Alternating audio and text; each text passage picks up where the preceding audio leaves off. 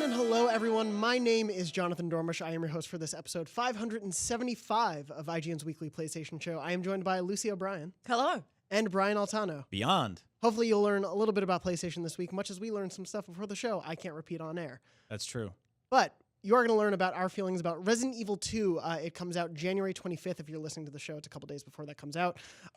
We have played it here. Lucy and myself have played. Brian, you haven't played it just yet. No. Correct, Which is killing me. I could imagine. You are a huge fan of the series in general and of Resident Evil 2 itself. Yeah, huge fan. I'm really excited for this one. And I avoided the demo, and I've avoided people in the office playing it, and I've avoided conversations about it until right now, which we will film and upload for others to enjoy. That's what we do at IGN. Ruin things for you for a game you haven't played yet. No, true. We are going to stay spoiler-free in this. Obviously, since the game hasn't even come out yet, we don't want to go into story specifics for people who have not played the game even in its original form, like myself included. But I did You never played the original? I never played the original. Oh, wow. Resident Evil 4 was the first one I played. Okay. Yeah, I played Remake later. So you got used to a very certain type of control scheme. Yes. Right. Yeah. So this was the first foray backwards in the franchise for me since I played the remake when it came to PS4. I never played it when it was made for GameCube or any of that. Right. But Lucy, I know you showed up to a party when it got like really. It was a good party, and you showed up and it was like really bumping. Yeah, but then it went downhill. But then it went a bit like Yeah. people got bummed out, and then Somebody overdosed. Yeah, that guy we don't talk to showed up. Yeah. It just was a rough. Someone punched a boulder. Yeah. Wesker. the cops arrived. Those cops. Anyway, Lucy, as a huge fan both of the original game, and you talked a little bit about in the last couple of weeks about one, giving yourself room to be like, this might just be good as a remake, and having high hopes for it. How has it been for you so far, and whereabouts are Okay, you? I'm sitting in an interesting spot. I'm loving it desperately, which is great. Yes. But I'm also realizing that I'm just not as good at video games as I was back then. Mm-hmm. So like, it's not that I am dying a lot or anything like that. It's more that I keep getting stuck on the puzzles. Oh. And I'm just like, I used to be so much better at problem solving before I guess like alcohol and socializing ruined my life.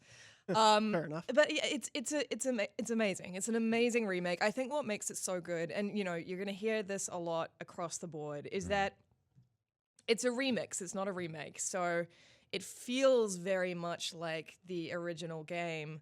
And it's almost like you feel like you're playing the original game, but your memory of it, which is always going to be so much more golden than the actual, product if you were to play it today. Yeah. Mm-hmm. So it feels exactly like how I remembered Resident Evil 2. Yeah. Which is high praise. I think that's like we've kind of like shared similar sentiments about remakes and remasters. Like I most recently Shadow of the Colossus was one of those ones where it's like, this is how my brain thinks it looked, you know? Or like when you're playing Breath of the Wild, you're like, this is how the original Zelda looked, something like that.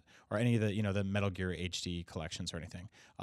That's really cool to hear. In terms of the puzzles, I don't think you're dumber. I think you're smarter. And you need to be dumber to do the puzzles in Resident Evil games, because the puzzles in Resident Evil games are not necessarily the smartest thing. They're quirky and they're interesting, but they're generally like really goofy, and you have to kind of break your brain a little bit. Like when I was young, I was like, oh, of course you would open a door in a police station with an animal's eyeball. Yeah. I mean, one thing that this particular game does really well for modern audiences is it actually shows you on the map the areas that you've explored and cool. the areas that you've absolutely cleaned out. And then it really shows you the Yeah. areas that you've still got like left, there's something in that room left to discover, which is incredibly helpful because it's so labyrinthian. The whole map is just so windy and twisty, and it weaves into one another beautifully, but it is really easy to get confused. Like, where have I been? Where am I going? How do I get back to that room to put the crank that I found in the sewer or in the parking lot back into the, this one random spot in the police station that I remember stumbling across 3 hours ago. Yeah. So it's Always with that damn crank. Oh, yeah. Every one So of these many- games has like a. Is it that easy to break a crank? I don't know what you're asking me. That's a really existential question. Yeah. That's what we try to aim for here. Borderline offensive. Yeah. That's also what we try to aim for here. I had that.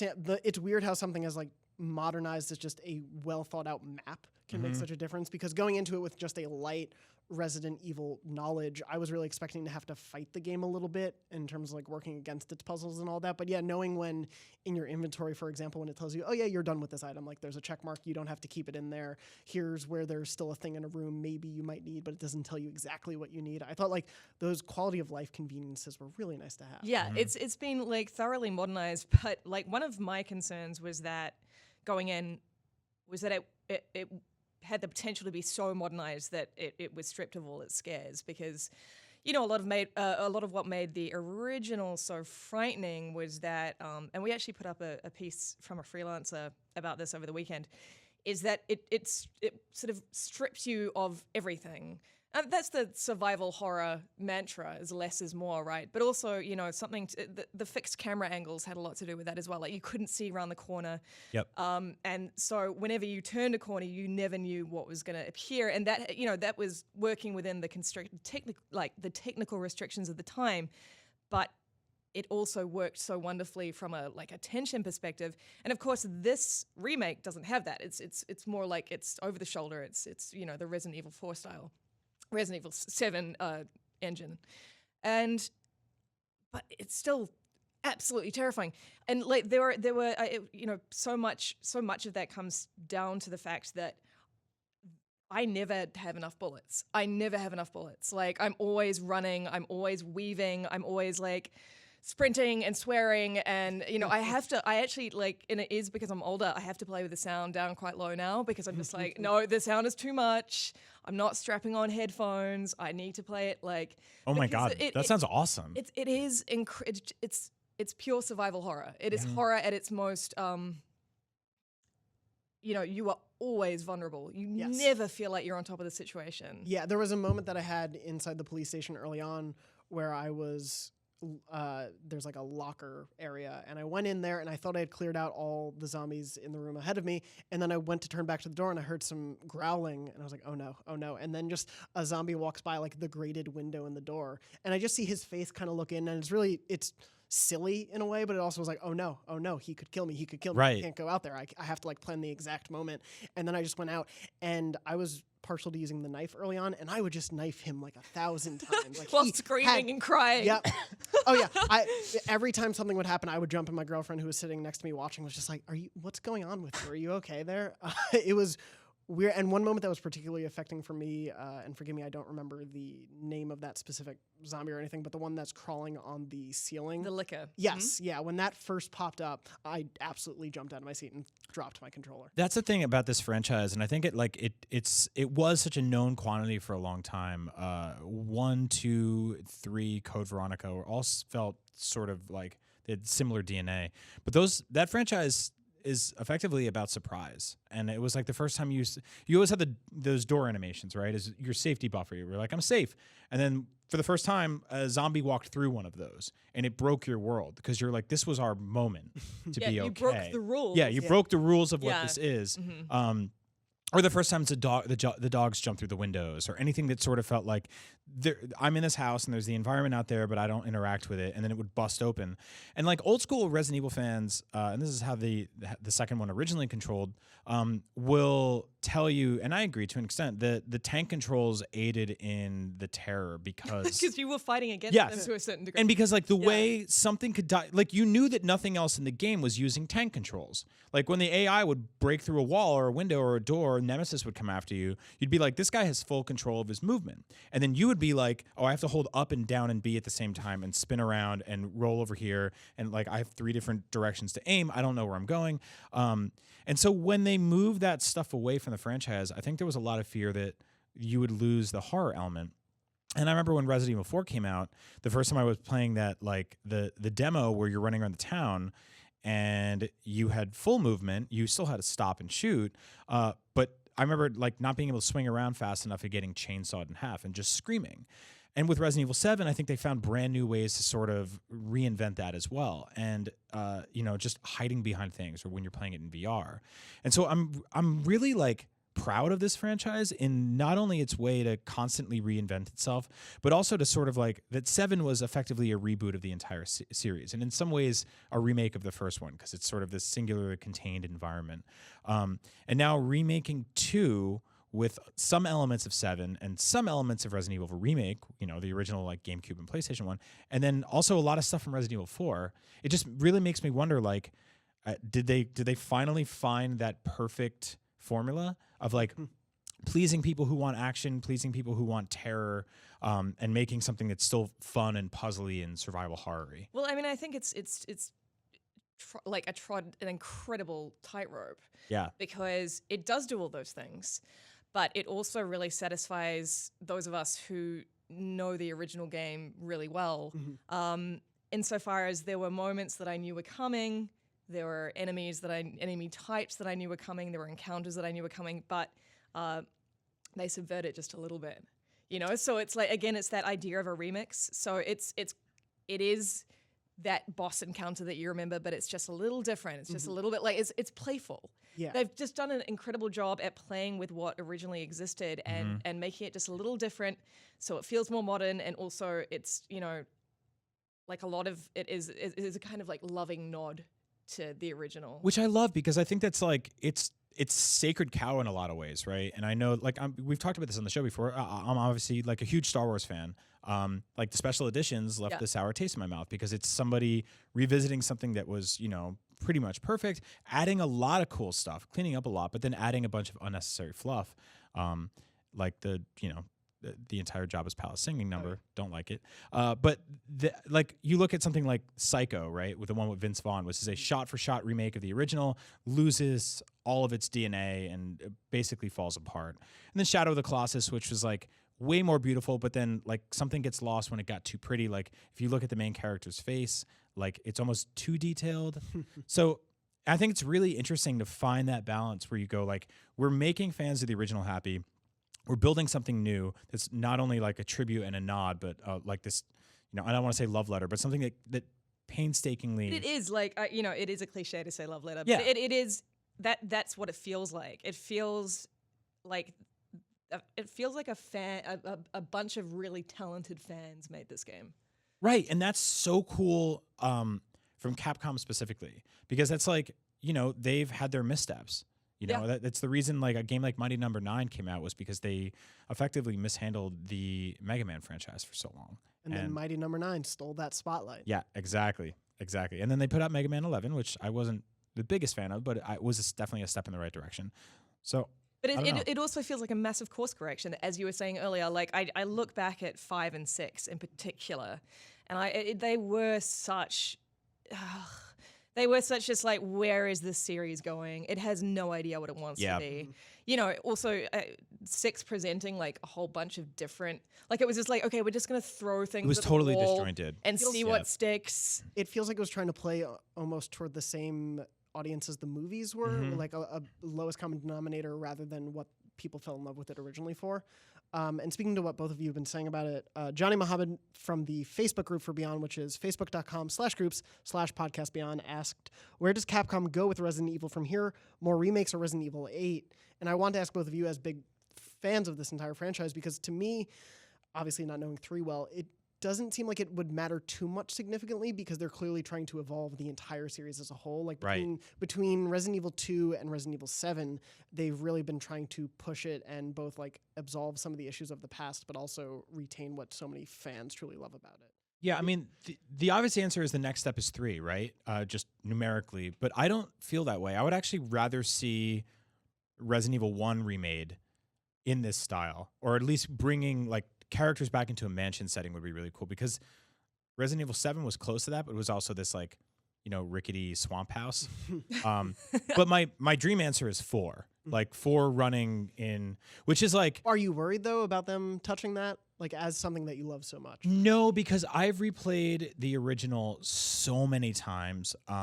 The thing that would worry me on a personal level is that, and we've shouted them out on the show before, I think it's like a 1 or 2 person team have been working on a Resident Evil 4 HD remake for like the last 5 years, and you can go check it out. I think it's just called Resident Evil 4 HD, and they are recreating every texture in that game.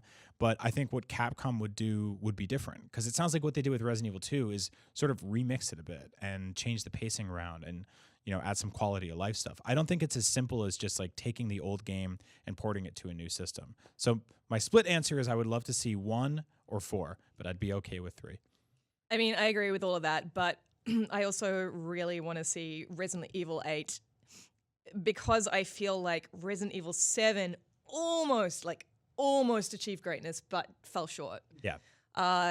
And I mean, that was primarily because of that like really disjointed sort of second half that just felt really, I don't know, kind of generic. Like we had that amazing sort of the swamp house, you know, being pursued by the guy. It was very terrifying. And then it kind of went off the rails a little. And I sort of feel like, again, with 2, Capcom has really discovered rediscovered its roots, I suppose. And so I'd love to see an 8 that was just tighter and sharper and like way more focused. And very much with its history in mind, with its you know, its roots in mind, and basically just evolve 7 a little further. And just, you know, keep making them in the series. Like it shouldn't stop at 7 and then just go back to remakes. Like I want to see a Resident Evil 8 now that I feel like Capcom knows what it's doing with that series. I love that naming convention, by the way, where it goes like Resident Evil 7, Resident Evil 2, Resident Evil 8. You're like, Resident Evil 3. Resident Evil 3. Is are there specific things about Resident Evil 2 you think they can use in Resident Evil 8 if they continue along that first person mode from Resident Evil 7? Like, is the sort of the tightness and some of the modernization things they did in 2, do you think that can apply to 8, or what would you like to see them learn from? I mean, I suppose like pacing is a big thing. Tone is a big thing. I think again, just like going back to that idea of stripping you of any kind of feeling of power. But like I think Resident Evil 2 does a really good job. Well, the Resident Evil series does a good job as opposed to some other survival horrors, in giving you just a semblance of power. So you know, like, and again, this is something that this piece that we put up over the weekend, how Resident Evil 2 achieves horror through reduction. Please read it. You know, it's that idea that you have a little bit, so just enough to keep scrabbling through. Right. Do you know what I mean? Like if you had nothing, like I felt this way a lot during Outlast. Like again, great games. Alien Isolation is another example. Games where basically the whole idea is to escape and you are completely powerless. And you know, I love those games, but there comes with that a kind of sense of, you know, like who cares, like whatever. Whereas when you have that little bit of remaining ammo, or that one green plant, or that one kind of escape route, you know, that's what makes it so tense. Yeah. So yeah, I mean, for me, it's just going back to its survival horror roots, just remembering that pacing is incredibly important when it comes to these things, not throwing all the enemies at us at once. Spreading things out, and again, yeah, just keeping things really tight. Like the more linear these games are, the better. But again, like the level design in Resident Evil 2 is so wonderful because you do get confused. It is linear, but you do get confused because it is so labyrinthian. Like the amount of times I've got lost playing this game. Like I don't know about you, but I've got lost a lot. Yeah, definitely. Initially, especially when I was getting used to the layout and everything, because I didn't know this sort of map at all. Like I had no history with it, and so when I was in the police station, it didn't. I have history with it, and it did not help. Yeah, yeah, it was this fascinating thing of I would go up to maybe, you know, the 3rd floor of the police station, and then I'd somehow find my way to the 1st floor on the other side. Yep. And then if you had to tell me how to retrace my steps, I'd be like, I have no idea how, because I had to board up 4 windows and I lost 12 bullets, and now I only have 2 bullets, and now I don't know what to do. Right. And so I'll just go to the main hub and hopefully find my way back to where I think there's a key I could possibly use. Yeah, there was a little bit of that, but like there's also this satisfying once you do get the hang of a space. Yeah. And being able to be like, oh, okay, I have to go through there to be able to get to there, and that's how I get back to the library. Like something like that. There is that such a satisfying sense of understanding. Can I briefly, this isn't a spoiler because it's been on all the previews, everyone knows. Can I briefly ask you how you felt dealing with the tyrant that pursues you? Very afraid. Is that, yeah, like. That is like it's a moment that I was very much like told about and knew about and had seen and stuff. But yeah, like there was just an overwhelming sense of, oh no, I don't know if I can get out. I love that idea of that persistent threat that exists in the background of everything else you're dealing with and can always, break through the fourth wall, or even like literally break through the fourth wall. But he pursues you. He doesn't pursue you into every space, but he pursues you into spaces that you think should be safe. Like he pursues you into the main hall. And that's really frightening for me. Like, especially seeing him, it's kind of like the Slender Man games, like just seeing him from a distance. Do you know what I mean? And and it's just, like he's in here. Yes. Yeah. How did he get in here? He's not meant to be here. You guys are veering into very specifically close spoiler territory. All right. So be and careful. then you and the tyrant sit down for a cup of coffee. What? You'll have to find out more about that when you actually play, Brian. It's pretty exciting, what I wanted to ask you guys was like, do you think that this franchise has now settled into a third-person, over-the-shoulder action survival horror again? Because this went from being top-down fixed angles to what Resident Evil 4 is, which is basically third person, but you have to stop the shoot, to a first-person / VR game, to now Capcom being like, wait, there was something good with that Resident Evil 4 style, but maybe we went too far with 5 and 6. This is also like a light gun game and a straight-up FPS. Do you think we're settled into this perspective for a while? Yeah, I hope so. I feel like it's the right way to play Resident Evil, like in 2019. What I would love is to see indie devs take that survival horror fixed angle stuff and play with it from a like a nostalgic sort of standpoint. There was a game I played recently. It was on Switch and Steam that was a straight up like Resident Evil 1 nod, like basically almost like a fan game, but it was very boiled down. Like you had a time limit to do everything, and it wasn't very good. I think that like those games had a time and a place, although I would love to see that come back. If it was done with enough kind of, like if they subverted it a little bit, if they played with it a little bit, I think it could be like, there is something in that, I think, in that fixed angle horror style. Like I still think that, but again, I believe that it is in the indie space that we're going to see that explored. I definitely can't fathom Capcom ever going back to the fixed angle. I don't think so either. I think it does, especially in an indie space where someone with a very clear authorial angle allows you to manipulate the space so much. Like I think someone really creative could do a lot with that space, but I do think we would see a lot of things that are just trying to be like, remember that moment in Resident Evil 1? Here it is again. But right. I think a really smart, ingenious mind could take those spaces and make really creative use of them. For me too, I think the third person perspective is the way we'll be going. I really liked the first person perspective in the sense of Resident Evil 7 because it was so slimmed down, and the setting and who you were and everything, it played into that helpless feeling. But I do think there was a bit of a shock value to it of having that be that first instance of it in a game like that for me in the Resident Evil series. So them returning to it would just feel like, oh, I know this already. Right. Whereas I don't feel like the third person perspective would have that as much. But I think we'll be talking about Resident Evil 2 probably a lot throughout the year. And Brian, when you play, I'm very excited to hear what you actually Thank you. Yeah. I think it's definitely going to be a game of the year contender. Just I haven't even touched it yet, but based on the critical reception I've seen, I think it's going to be something we'll be talking about all year. Yeah, I'm sure we'll be talking about it later into 2019, along with some other games. That's right. This year. Joining us now on the show is Andrew Goldfarb. If you're listening, this voice will sound very different to you. It's not Lucy O'Brien anymore. Hello. Hey, Andrew. G'day. Nope, that was close, but I really do. Really well, I especially can't do New Zealand. Hello, how are you? Beyond.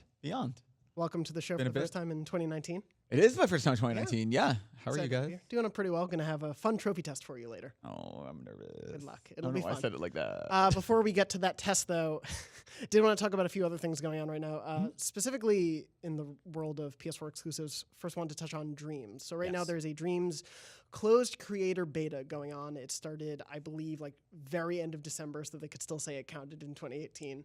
And then it opened to a few more people in January. But this is a beta that is under NDA. The people in it are not allowed to show what they're doing, but a couple things have sneaked their way online because they're so cool. A couple of things that I at least want to make mention of is someone basically recreated the hallway from PT in Dreams, and I know you guys have seen it. astounding Yeah. how close it is. But one of the weird side effects of this, and people have been making some other things, like Mario was included, Brian, you were saying you saw, and a few other games have been. Apparently Dead Space 1's floating around. Yeah, Dead Space 1. The unfortunate thing about it is this beta is under NDA, so some of these posts, which for as of the time we're recording are still up, but a few of the Media Molecule devs are saying like, hey, this is under NDA, could you please not tweet this out, as cool as it is, and then you just see hundreds of people being like, but this is why I want to buy the game now. Right. And Yeah. it's this really interesting thing. Obviously, like the Media Molecule devs team, the dev team's hands are tied because this is clearly something from a legal side or maybe larger from a Sony side of things. But I don't know. I want to get your guys' thoughts on this because to me, like having these things out there as early as possible is what's going to sell the game for a lot of people. Yeah, that's the best word of mouth. Someone recreating PT in Dreams is the best possible word of mouth they could ever hope for selling this thing. And for, I think the problem this game has had is people understanding what the hell it is. Right. And especially if they're going to sell it for $60, which we still don't even really have an answer to. I think something like this that proves how valuable it is as sort of a level creator and a game creator helps get that concept across. Yep. And man, it's a bummer. I'm sure Media Molecule is bummed out about it. I don't think they want to have to tell people to pull stuff down. The devs tweeting about the NDA are doing it with like winky face emojis. It's like it's one of those things where it's like, I don't want to have to tell you to do this, but like you sign the NDA, you know not to do this, and you know our hands are tied. And then everyone's like, this is making me buy the game. Yeah. But on the flip side, to play devil's advocate, this would make them buy the game in 2 weeks when the NDA comes up or ends up. But it's not like it's an embargo. It's just an NDA. Like I don't think they can ever share the stuff they make during this, if I'm understanding it correctly. Unless I haven't seen Really? the NDA. My guess is it would be like up to Media Molecule for them to say when they can. Because we don't know. So like, and for background, I guess we should say Dreams as a thing before it was even called Dreams was shown in February 2013 at the PS4 reveal event. Like Media Molecule's project has been out there for as long as the PS4 has. And I think in like 2015, I want to say, is when they named it. And that year they were like, we'll have a beta next year. And then the next year they delayed it to 2017. And then in 2017 they delayed it to 2018. And like this thing has been waiting for so long. And the way that game will work is by people making stuff and putting it on the cloud, and then you can drag like a tree and use a tree for your level and upload levels to play, kind of like a Little Big Planet. And so like maybe this stuff will just be in there day one, and when we get the game we'll be able to play PT, or maybe they'll wipe the servers. Like we just don't know yet. And that's why like this game I think is really promising, and seeing it at PSX last year, like it or 2 years ago now I guess, it seemed so like more robust than I expected it to be. And there's so many cool things you can do by like triggering sound effects and a lot of the things that are probably happening in that PT demo. And it's just so heartbreaking that like, as it is now, if this game came out tomorrow, I don't think it would sell. And I think this is like what it needs for people to be excited about it. That is an excellent way of putting it, because I think this is almost like the most we've seen from this game so far in terms of its flexibility and what it's actually able to accomplish. And we've seen game maker software for years now, and it's, you know, ever since stuff like Mario Paint and RPG Maker, and like the fruits of those labors are fantastic, and you get to see all these cool things. Like there's like, you know, weird Lady Gaga remixes made entirely with the dogs barking in Mario Paint, but that's all I listen to. Yeah, exactly. That's good driving music for accidents. This is like a different story, because this feels like a street level Unreal Engine that you can play directly through your PS4, and the crowdsourcing sort of artifacts and items and stuff like that. Like the fact that you can make a piano and I can take it and be like, you made this, I made this, and I put it in my game. That's really cool. But like they're telling us that, but nothing says this is what you can do. Like 20 seconds of a GIF on Twitter. Seeing it in practice is, I saw it hands-on at E3 last year, and I've seen all the demos and watched like the PSX stage shows and everything before, but like seeing these little snippets was like, oh, that's what people can do, because these people have had the game and the tools for 3 weeks. Yep. Like, Yeah, like at most. Imagine what they can do in 3 months. Like there's that like unpredictable level of, oh my God, things can be amazing. And you were saying like he could make a piano, he could make that piano playable, and you could make an album with that piano in this game. Like the unfathomable reaches of Dreams are so crazy that putting it in people's hands and then showing that off is, I think, what's going to. And there's definitely, I think you nailed it, Jonathan. Like there's definitely like push and pull within Sony, because apparently Shuhei, friend of the show, retweeted this PT thing and then unretweeted it.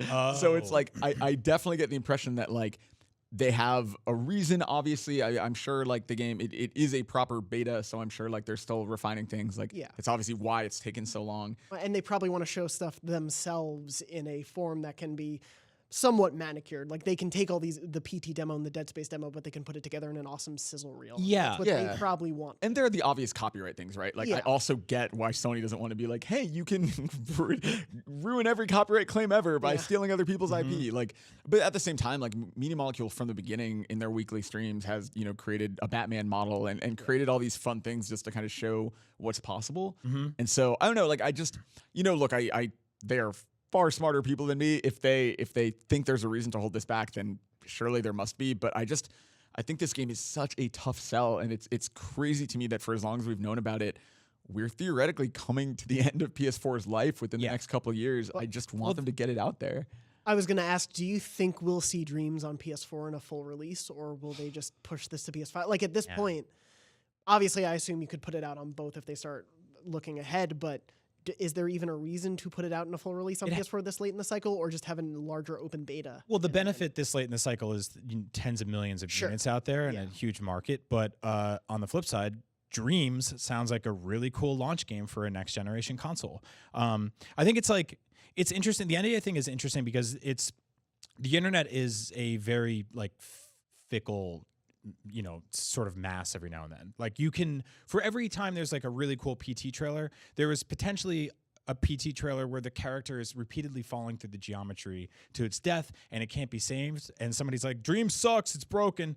If you look at like the Assassin's Creed game a couple years ago, where it's like a global studio of 900 people worked on this game, and everyone's like, he's got bugged-eyed eyes, don't buy it. Like, there's the face. Yeah, the face. And one bad screenshot can wreck your game. Yeah. One great GIF can sell 1 million copies. And companies work on these things for 6 years, and they want to control that message. But at some point, it's not yours anymore. And that's the way all artwork works, or music or movies or anything. You put it out there and people can interpret it or remix it and change it. And so I find that really interesting because there's no great time to lift the veil on this thing. But also they've lifted the veil. Like the frustrating thing is like that.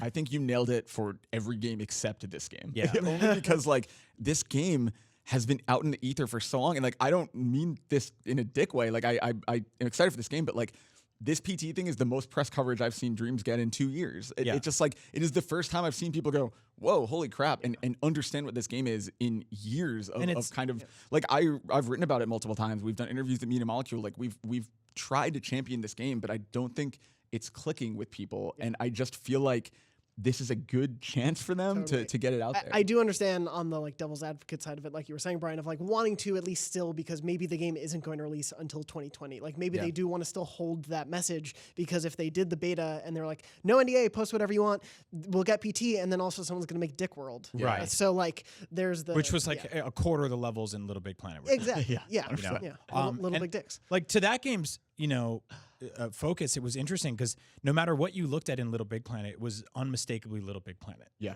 It was very rare where you looked at that game and you're like, oh, that's Super Mario Brothers. That's PT. That's Metal Gear Solid. You're like, they made blank in Little Big Planet.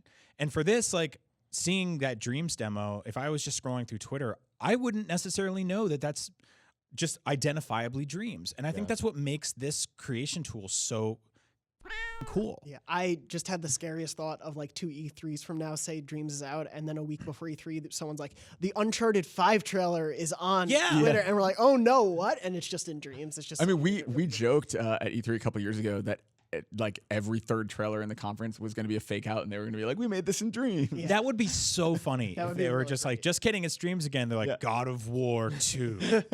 The son is the man now. And it's just like, just kidding, Dreams. And you're like, wow. But I like it. Yeah. So where do you both think Dreams goes from here? Like, obviously, we will at some point see, I would assume, some of what's going on in this beta. I think there will probably be a more open beta at some point this year, hopefully. Mm-hmm. But what do you think the future holds for Dreams in the next year, 2 years? I see it as, we've said on the show for years that it would have been a really smart PSVR pack-in, or it would have been a really smart like inclusion with something. That's assuming, Media Molecule years and years ago talked about putting a campaign and selling it as a full-price game. I don't know if that's the plan anymore. Like, I don't think that's the worst idea if they can design a really cool bespoke campaign that shows off what it can do. But man, I don't know. Like, at this point, maybe a PS5 launch title isn't the worst way to launch this game. Well, I'm trying to think about the last game that was like this that sold well, and all I can come up with is Mario Maker. And I think Mario Maker had this very, very basic skeletal frame of what a Mario game would be. And then they released it to the wild, and the game took a life of its own in user-generated content. Nobody thinks of that game as like, oh, that's got a Mario campaign in it. Yeah, totally. With no overworld, where you move down a dotted line and there's a flagpole at the end, and you just keep redoing that like you're in hell. That was a different story, because you would, every time you looked at the internet for like a year, people were like, look at this insane level I made. Look at this Rube Goldberg machine I made, like this auto-playing level. I don't know if Dreams necessarily needs a core, here's what this is, because I don't even know what that would look like. Because if you can make a first-person shooter, or you can make a side-scrolling game, I think at the very least you could have sort of 10 examples that when you boot it up, here's what they are, and they could be score-based or whatever you want. And those I think will definitely be. There'll be. It's fascinating to think about, right? Because like you're totally right that it's not like I remember the Little Big Planet campaign as fondly as I remember playing other people's levels. And then obviously they have the legacy of games like Project Spark or any of these things that came out and just bombed that were like potentially really great creation tools. And then obviously there's Minecraft, which and now Fortnite has the block, and there are all of these much more successful things that let people have a creative outlet, which is probably a scary thing when you're making a game like this. But I don't know. I think they're smart, and I think they can solve this problem somehow. I worry about that game and that studio, frankly, because they're trying something different and they're so creative. Like I feel like Media Molecule is just this crown jewel for Sony. They're so clever and so funny and so smart, and I just like. I want this game to do well, you know? Yeah, there's such clear creativity in all of it. And I want that creativity to succeed. I think for success, it'll be difficult, but they very much need to market it to both the people who are really going to create and invest in the creation, and then the people who will want to play all those creations, who, like me, will probably never make a good level in it. Like, I think if we saw over the next year or two them teaming up with developers or doing other things and be like, this developer made this level, or we had this musician make 3 songs in Dreams. Which I love. I think potentially showing it off that way could at least help with that future. Yeah, I mean, you sort of touched on the third biggest problem there, which is curation. And from there, like if this game sells 10 million copies and everyone is out there making levels and mini games and all these other things, who's curating that content? And is somebody internally at Sony going to be like, oh, you know what I'm going to put on the top of the Dreams front page today? PT. They're not, right? They're gonna be like spooky tunnel demo. I think like you saw really funny things in the Little Big Planet kind of marketplace or whatever it was called. Like you saw like the Final Fantasy VII little remake. I remember really really fondly. Closest thing we're gonna get to a Final Fantasy VII remake potentially. Just wait for 2037. Yeah, but I think like. Kind of to your point about Dick World or whatever name you gave it, Utopia. They obviously have to put in filters of some kind. Like there's obviously like curation is going to be the hardest part with this. Yeah. I don't know, man. I'm. This is such a question mark in Sony's lineup, and it has been for basically this whole generation. And it's like, I think it is really cool seeing it in people's hands, but. Well, God, who knows? I've always said that when you make a game with user-generated content, the first 2 things that people make are World 1-1 from Super Mario and a penis. Yeah. And we've seen one of those things already. So we'll see. So the dick is coming. Well, whatever comes in Dreams' future, we'll find out. But something we do know about coming a little sooner is Days Gone, coming out this April. Brian, you went down to PAX South over the weekend. Yeah. You got to see a little bit with it, talk with some of the devs. Yep.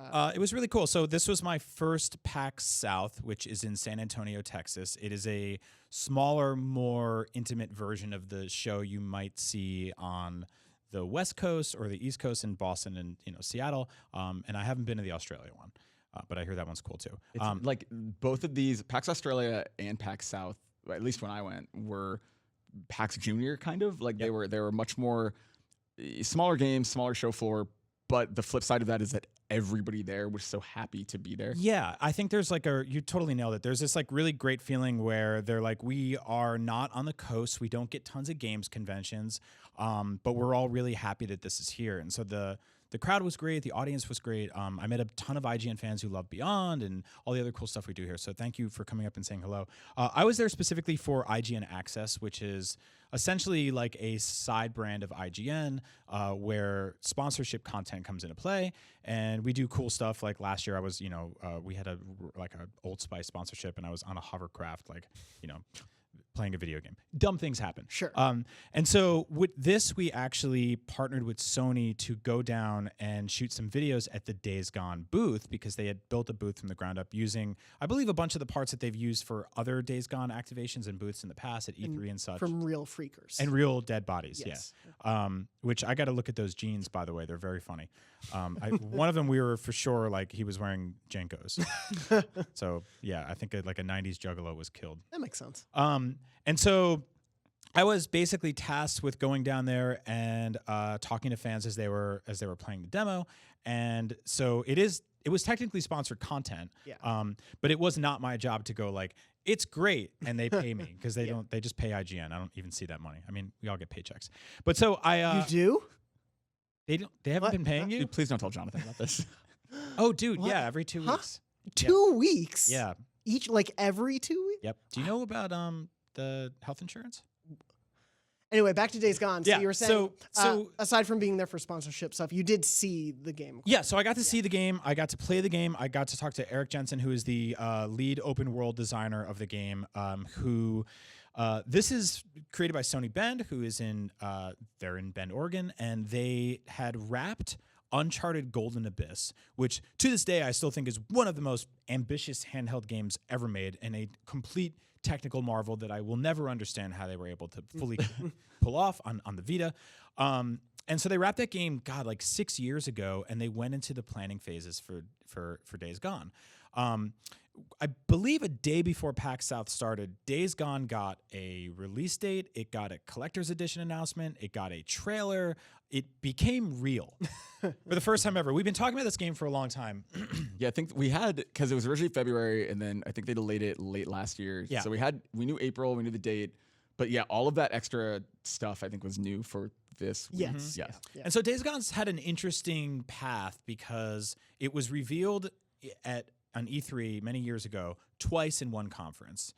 It sort of bookended the end of the conference when everyone's expecting, one more thing. They showed us more Days Gone. And Days Gone, if you're uninitiated, is an open world game where a sort of like a motorcycle badass guy has to fight hordes of zombies, which they call freakers. And the hordes sort of move like they do in World War Z. So they're not slow. They are not one-on-one like you would fight in Resident Evil or The Walking Dead. They are this mob. And so I think what I learned from playing the game and checking it out and talking to people who are playing it is that all of that is actually a lot smarter than it has any right to be. The AI in the mob is actually really, really interesting in that it doesn't, I thought it would just sort of attack you like a snake. Like, you just imagine 100 things form one mass. The mob breaks up, and that's where things get really interesting. So we did a scenario where essentially 300 freakers were in this pit, and they all do different things. And I did a full dev commentary with Eric where we kind of talked about like the different places you can find them. And sometimes they'll be feeding, and they feed on body bags that are left in pits in the open world. Sometimes they're sleeping, which is just terrifying, because you walk by and there's just like these 300 freakers are just napping on the ground, and you have to tiptoe around them. So there are, lots of stealth elements. And sometimes they're all just hanging out, and you have to decide, I need to rescue something from in here, or I need to get around this area. And what's the best way to interact with them? So essentially you look at the environment around you and you start to set traps. And there's a lot of destructible things. There's gas cans, there's proximity mines, there's, old trucks parked that, you could blow up with a shotgun or something like that. And so your job is to, because these things can outclimb you, they can outrun you, they will find you no matter what. They scale everything. They're like spiders.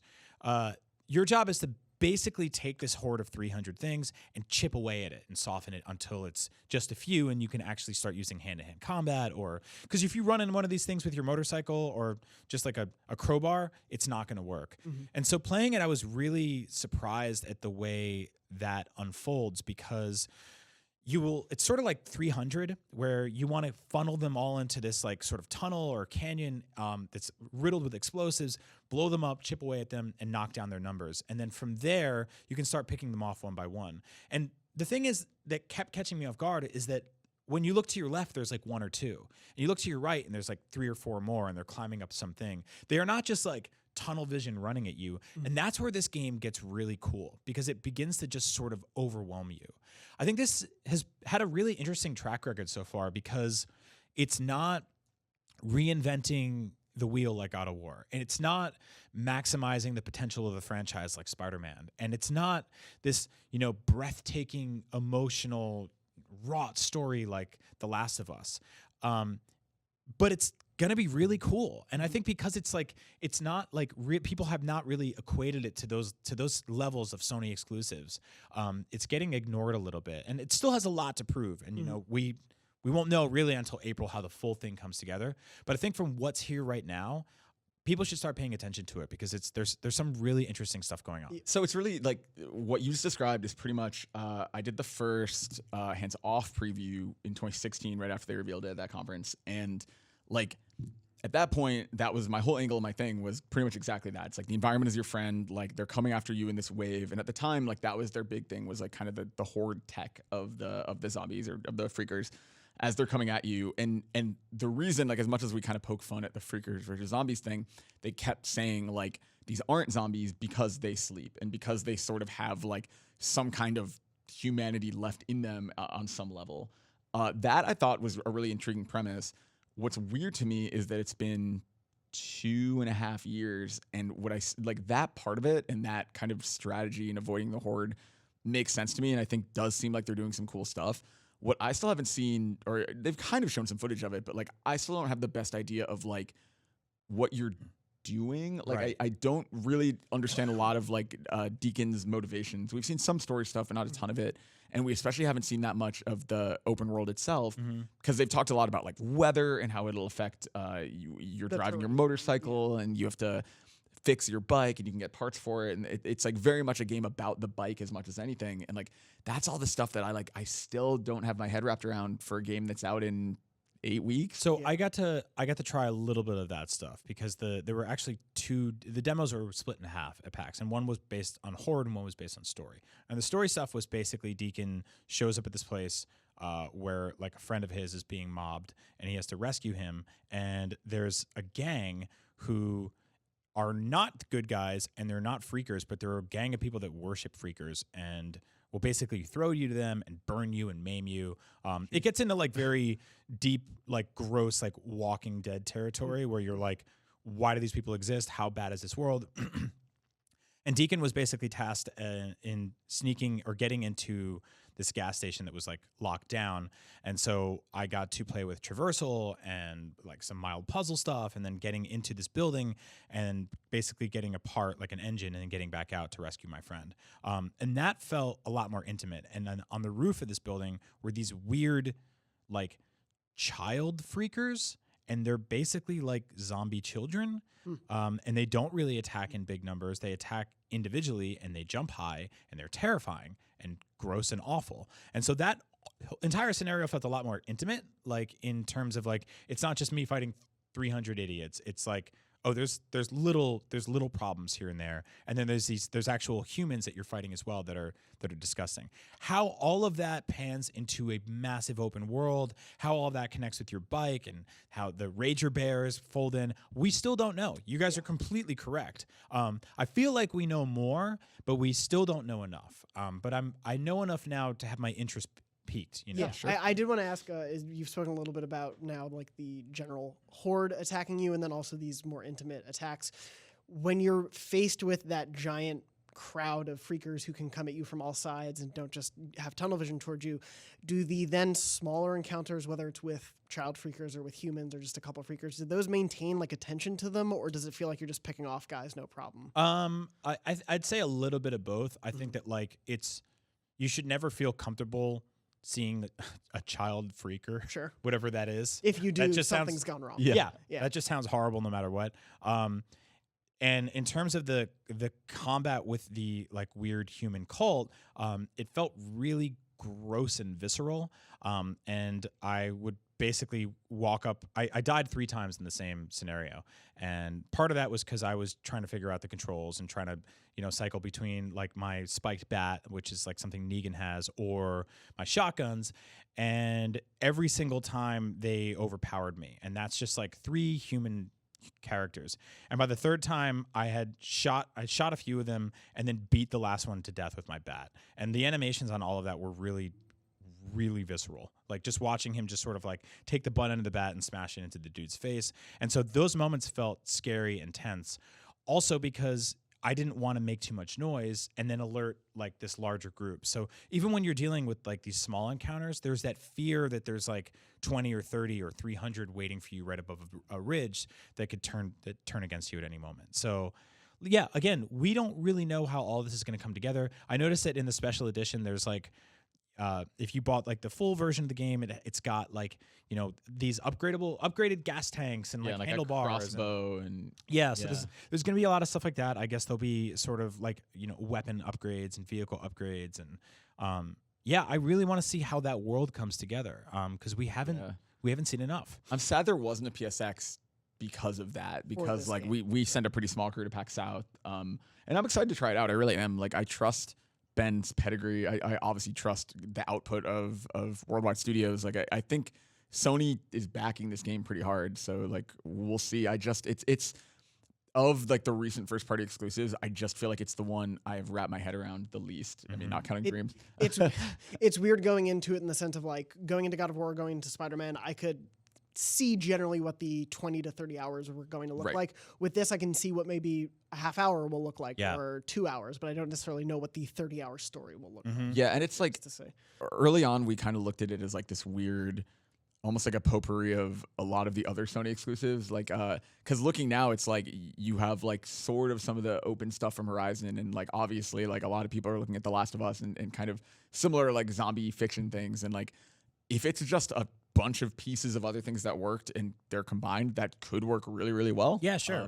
I think if it's got like a little bit of World War Z and a little bit of Far Cry and some Last of Us, and that's where like all the like if you're like crafting and upgrading your bike and stuff like that could be really. I don't know. I'm just so like I really am excited to just get my hands on it and play it. Same. And it's weird that like man, some of these games like I feel like considering their reveal timing, Spider-Man and God of War feel like they were quick turnarounds, even though it felt like a long wait at the time. Like talking about Dreams, talking about Days Gone, it just feels like that's been such a longer cycle. Yeah, it'll be really interesting to see that cycle come to a close because especially like you were saying, we've seen these disparate parts. I want to know how they interact. Yep. And especially because Ben, like you said, it's been what 6 years since they put out a big thing. So we'll see. It'll be really interesting to see, and thankfully we don't have to wait that much longer to actually play it.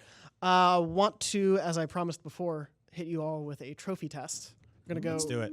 This trophy test is brought to you by, and by brought to you, it's not sponsored, Sly Cooper and the Thievius Raccoonus. This is based on the first Sly Cooper game. You don't think they have some old ad budget kicking around? I hope so. Because I want another Sly Cooper. What's the name? Sly Cooper and the Thievius Raccoonus. I just want to hear you say it. Yeah, anytime. So as per usual, if you haven't seen Trophy Test, though, I will let you know. I will give both of these wonderful boys next to me 2 trophies, one real and one fake. They will have to tell me which is the real of those trophies. Did you platinum this game, right? I didn't play the collection. I don't think so. There was a chance right there that he did, and he would just sweep the floor with me right now. Because last week ended in a tie, and I hadn't worked out the point system yet. Oh. So I have worked out a point system and want to update both you and the audience on what that point system will be. Okay. Max and Lucy will never find out. Okay. So the point system works in that the winner will receive 3 points. Okay. Per round. So if there are 2 winners, they will just receive 3 points. This is a cumulative score, from throughout the year. We'll go for. The second place winner will get 2 points, and if there are 3 people on the panel, the last place person will get 1 point, a participation trophy. I like that. Thank you. Anytime. And then who will win the platinum at the end of the year, we'll find out. Anyway, you're keeping track from episode to episode? Yeah, oh yeah. But if anyone else wants to do that out there, please feel free, because I'll probably forget a week. Anyway, going into the trophies. First one, here we go. Please tell me which of these is the real trophy. Is it either Cats Out of the Bag, which is to defeat Lady Sapphire, or Giving the Dog a Bone, which is to defeat Mugshot? Isn't he so good at this? Which of those... It's like the most ridiculous skill to have. Is the real trophy? Cat's out of the bag or giving the dog a bone? Cat's out of the bag is real. You say real. I'm going to just mark these down. Yeah, I agree with that. You both say Cat's out of the bag. giving the dog a bone is the real one. Oh. My apologies. Why would I agree with you? It's not a good name Why would I do this? Okay. Next, please tell me which of these is real. Clash of the Clockwork. Track down Clockwork. Or Clockwork's a tickin'. Defeat Clockwork in under 5 minutes. I think it's Clash the of the first one. yeah. You both think it's Clash of the Clockwork? Well, now I'm like afraid to agree with you again. Well, no, that sounds real. The thing is here's my trick. I try to get inside Dorney's head and I go, what would he come up with? Like, what's just like weird and corny enough that would be his? And I think Clockwork's a tickin'. a tickin' is very much a Jonathan thing. Right? Yeah. Oh, yeah, I See what say I'm it saying? ticking all the time. All the time. He goes, time's a tickin'. The first one's real, the second First one's one. fake. You're both correct. Clash of the See? Clockwork is the real See? trophy. Look, now we're on the board. All right. Tied, but we're on the We don't want to tie. It's competitive. Okay, well, we can Or the deviate year. now. Yeah. I got you there, though. Yeah. I believe in you, Andrew. I appreciate that. Nimble like a thief, which is find all the dive moves, or sly like a fox, find all the stealth moves. Okay, it's got to be the first one. They're not going to call a raccoon a fox. It's really smart. There are other animals in the game. If we just keep true. agreeing, this is not going to be a fun competition. Yeah, That said, but You can agree with me. It's nimble like a thief or sly like a fox. nimble like a thief You're both saying is nimble real. like a thief? is real. You're correct. That's the real one. Yeah, I'm sure there's some kind of style guide that's like never refer to Sly as anything other than a raccoon. Okay. What do we get? What do we get if we tied? Do we get a Well, you'd be ahead of me because you have points on the board from like the previous. Okay. This is Yeah, my I'll, first. I'll do a recap probably at the end of every month of where the points I was stand. seeing if you want Please. to like split a milkshake or something. Oh yeah, okay. Out of our platinum trophy. Yeah, yeah, exactly. Moving on. Which of these is the real trophy? I hate both of these. Beignet Billy, which is complete the Voodoo Swamp, or Bayou Lily, enter the Voodoo Swamp. So Beignet Billy or Bayou Lily. See, this is one where regardless of the title, I don't think they would give you the trophy for entering. So I'm going to say the first one that's for beating the Voodoo Swamp. Yeah, I agree. And also, do you hear him talk about beignets ever? I've never heard it. Can I just say the film Chef is one of my favorite films of the last few years, and they eat some real good It's a great movie. That's right. I New like that Orleans movie. food. Yeah. So you're both saying it's Beignet Billy? Yeah. You're both wrong. It's Bayou Lily. What the? You said You just have to enter the swamp.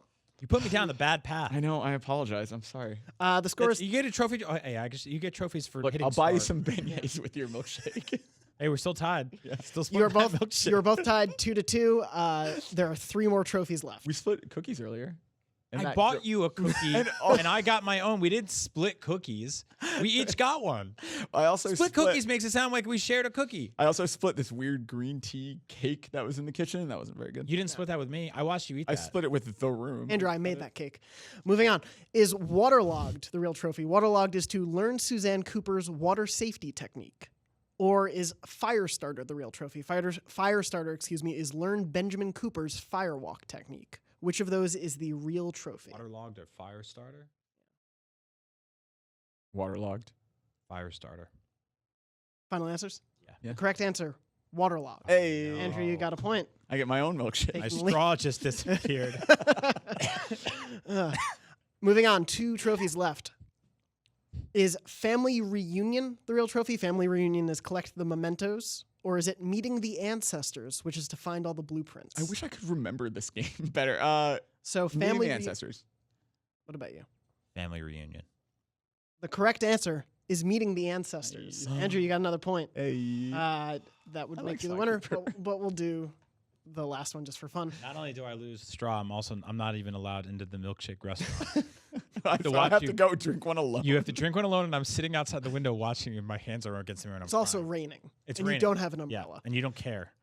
I'll bring you a to-go cup. You can have some of my... I don't want a to-go cup of your leftover milkshake. Ugh. Is it like your You know- the bottom of your No, milkshake? no. They bring you like the extra cup. Like they fill it and then No, you they get, like, don't. Yeah, they do. They bring the Who metal gives cup you a with- side cup with a milkshake? If you go to a diner and order a milkshake, they'll usually bring you the glass and then they give you like a little silver cup. No, with, they like, don't. This Yeah, they isn't do. like Five Guys where they give you the bag with the cup of Yeah. fries. All right. You ever heard that song? Andrew, My- come on. Feel better. You ever heard that song? My milkshake brings all the boys to the yard, and also And a also side my cup extra- of yeah, a my- smaller my milkshake additional that I give to milkshake. dudes outside in the rain. The deleted verse of Milkshake. Keyless was a master of the word. Moving on, final question. Is four-leaf clover the real trophy? That's learn Connor O'Cooper's explosive flower technique. Or Call is... her keyless. Isn't it keyless? It's Keyless. Is it Keyless? Yeah, keyless is like when you get into a car without a key. Anthony Keyless? Keyless entry. Anthony Kiedis, you think Yes. of? Yeah. Wait, what was the trophy? I never miss a Red Hot Chili Peppers reference. We do double or nothing on this one. Four-leaf clover. Learn Connor O'Cooper. Actually, I kind of like that. Maybe I will. Four-leaf clover. Learn Connor O'Cooper's explosive flower technique. Or top of the morning. Learn Rob McCooper's explosive hat technique. Second one sounds like a Dornbush. Again, Yeah. four-leaf clover. Learn Connor O'Cooper's explosive flower technique. Or top of the morning. Learn Rob McCooper's explosive hat technique. Those are both characters. Maybe. Well, I'm gonna go with the. Are they Irish now? I'm gonna go with the Cooper. O Cooper. Which I think is the first. You're going with four-leaf clover, and which one are you going with? The other one. You're going with top of the morning. Yeah, is the real one. Well, because I can't lose more. Yes, I can. The correct answer is top of the morning. Sorry, Andrew, you got that one wrong. I won? No, I won. I still lost. I lost by 1 point though. 4-3, Andrew, you won. Hey. You know what that means? I get to stick my head in the restaurant while Oh, I was like, what? Oh. my whole body is in the rain, but my head's in it. I'm just like, and I'm watching you drink the milkshake. I feel so bad for every other patron at this restaurant. You think so? Yeah. I Yeah? try and drink their milkshakes, and we're these weird men fighting over. Like, I think they have a great story to tell their I'm just drinking on top of the morning for like across the room. My whole body is soaking wet except for my head. For reference, in Got the- that to go. I hate that sentence. I so know, much. I was just My trying to move whole past body's it. soaking Getting wet wet. except for my head. Oh, I okay. never need you to say in 7 years. Of I didn't mean it like. I Okay. know you didn't. Anyway, thanks everybody. Thanks for tuning in to Beyond. I'm Jonathan Dornbush. Do you want to do the outro? And Go as ahead. I always say, Top of the top morning. of the yeah. morning to you. No, please. Anyway, that has been another round of Trophy Test. Congratulations, Andrew. For reference, the Cooper family spanned many generations and many nationalities. There's like Cooper Yeah, they're all over. Common or something for like the Tutankhamun. Yeah. Anyway, I look forward to hearing about their fake trophies soon. well, we'll do 2 and 3 soon enough. Don't you worry. Anyway, thank you so much for playing along and for listening or watching this episode of Beyond episode 575. Remember, new episodes are live every Wednesday at 3 p.m. Pacific at beyond.ign.com, and then new episodes will be live on podcast services and YouTube the Thursday after that. God, 575 is crazy. 575. We're almost there to 600. Is that real? Yes, that's real. Oh. Yeah. Crazy. It's been a big revelation for you at the end It's of just the a high number, man. Andrew, when you're not thinking about numbers, where can people find you online? I'm Garfep on Twitter, and Andrew really freaking enjoys pumpkins. that's it. 'cause It's now. I also host a weekly Sly Cooper trivia night that you can come to. See, he cooked the books. He's a cheater. Yeah. And Brian, where can people find I'm you? Agent Bizzle on Twitter, and you can find me with most of my body in the rain and my head inside the Haagen-Dazs watching Goldfarb drink the milkshake. And as always, I'm at JM Dornbush on Twitter and Instagram. Thank you so much for watching or listening. Beyond. Beyond. Beyond. Beignet. Beignet. Bye you. Bye, you Lily. Yeah.